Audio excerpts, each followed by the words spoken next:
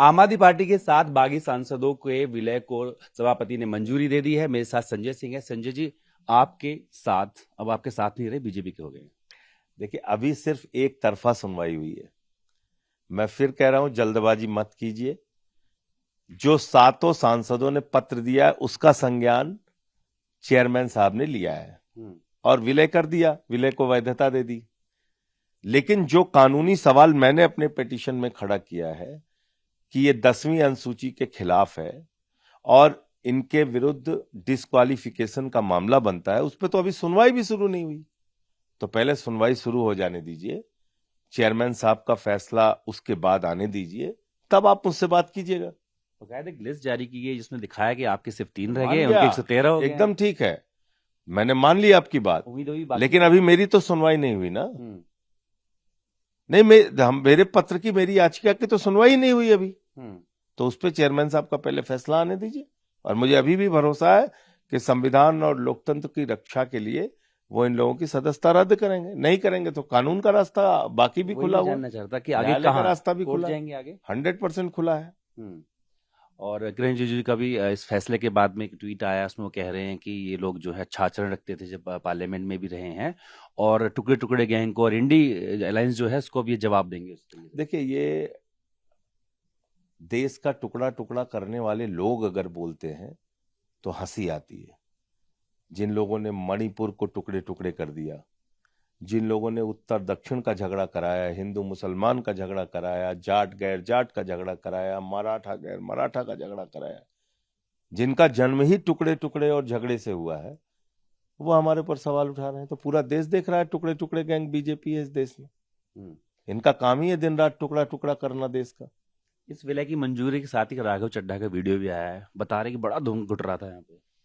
तो दम घुट रहा था तो इस्तीफा देकर चले गए होते भाई। अगर दम घुट रहा था तो उनको बहुत पहले ही निर्णय लेना चाहिए था। फिर तो सांसद ही नहीं रहती अगर अकेले जाते तो। नहीं, अकेले जाते तो सांसद ही रह रहती, इसका मतलब दम नहीं घुट रहा था। वो इस योजना में लगे हुए थे कि कब हमारी संख्या 7 पूरी हो और उसके बाद हम जाके दूसरी तरफ कोई लाभ ले सके। तो फिर ये दम घुटने वाली बात गलत साबित होती है। एक तरफ कह रहे हैं कि अगर सभापति का फैसला नहीं बदलता है तो आप न्यायालय जाएंगे। दूसरी तरफ जो आबकारी मामला था उसमें अरविंद जी ने लेटर लिखा है स्वर्णकांता शर्मा को और कहा है कि आपकी कोर्ट में मैं ना खुद पेश होऊंगा ना मेरे कोई वकील पेश होगा। इसके पीछे दलील भी दे रहे हैं कि गांधी जी का रास्ता है। मेरे ख्याल से यही गांधीवादी रास्ता है, यही गांधीवादी तरीका है। राष्ट्रपिता महात्मा गांधी जी भी कई बार ये फैसला लेते थे कि भाई आप का जो निर्णय है वो गलत है, इसलिए मैं जेल में रहूंगा। लेकिन गांधी तो जी मुझे लगता है कि ये जो फैसला है वो सही इसलिए भी है कि 6 बार इन्हीं जज महोदया ने हमारे खिलाफ फैसला दिया हाई कोर्ट से, जिसको सुप्रीम कोर्ट ने बदला। यही जज महोदया है, जब सत्येंद्र जैन के मामले में फैसला होने वाला था निचली अदालत का, सीबीआई इनके पास पहुंची और सीबीआई ने कहा कि हमें आशंका है जो निचली अदालत है वो हमको न्याय नहीं देगी। तो इन्हीं जज महोदया ने उस जज का बहिष्कार मामला निपटा दिया। अच्छा, मामला निपटा दिया, फैसला दे दिया कि हाँ ये ठीक कह रही है सीबीआई। और जिस मामले में उनसे ये कहा जा रहा है कि भाई आपके दोनों बच्चे सरकारी लाभ ले रहे हैं, आप रिक्यूज कर जाइए। आप 6 बार हमारे खिलाफ इसी एक्साइज मामले में फैसला दे चुकी हैं, आप रिक्यूज कर जाइए। आप आरएसएस के कार्यक्रम में जाती हैं, आप रिक्यूज कर जाइए। तो वो मान ही नहीं रही है। लेकिन आप तो अब उनके सामने जाके क्या फायदा है? आपने और अरविंद जी आरएसएस के कार्यक्रम में जाके वो कहती हैं कि जब जब मैं यहाँ आती हूँ मेरा प्रमोशन हो जाता है। तो आप बताइए मुझे। अच्छा, आपने गांधी जी का जिक्र किया, अरविंद जी ने भी गांधी जी का जिक्र किया।